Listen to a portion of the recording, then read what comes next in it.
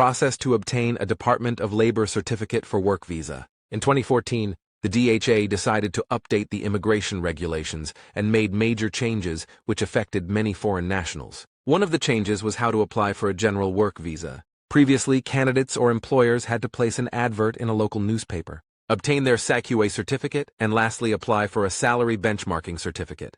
So after the immigration regulations, employers had to obtain a certificate from the Department of Labor before they could apply for a general work visa. Are you probably wondering what is a labor certificate in South Africa? Explain what is a Department of Labor. The certificate is a way to prove to the Department of Home Affairs that your employer has exhausted all avenues in first finding a suitable South African citizen or permanent resident. The DHA wants to confirm the following requirements have been met and are in order. The employer has exhausted all avenues in first finding a suitable South African citizen or permanent resident before awarding you the job offer.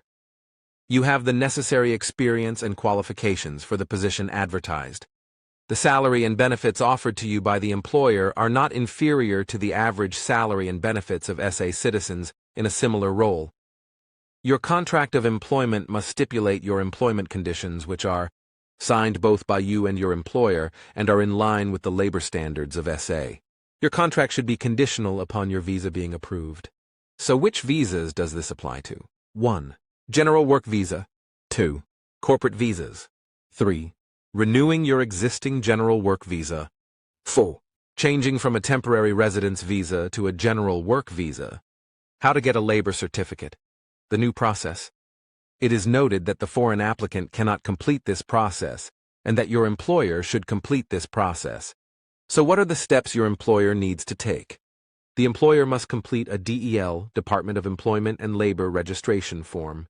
Once registration has been accepted, the DEL will then provide the employer with suitable South African citizen or permanent resident candidates. The employer has to notify DEL whether they have employed any of the candidates sent to them. If none of the candidates is suitable for the position, then the employer needs to complete a visa application form with contact details, and the employer's business address must be submitted for future audits. Once the application has been processed by DEL, then the visa finalization notification will be sent to the employer. So how does this affect the Department of Labor certificate waiver? For those who are not familiar, a waiver is a written request to the DHA asking for permission to waive certain requirements from a specific visa. VFS at this point is still accepting waivers for the general work visa. At this point, the processing of waivers by the DHA takes 5 to 10 months.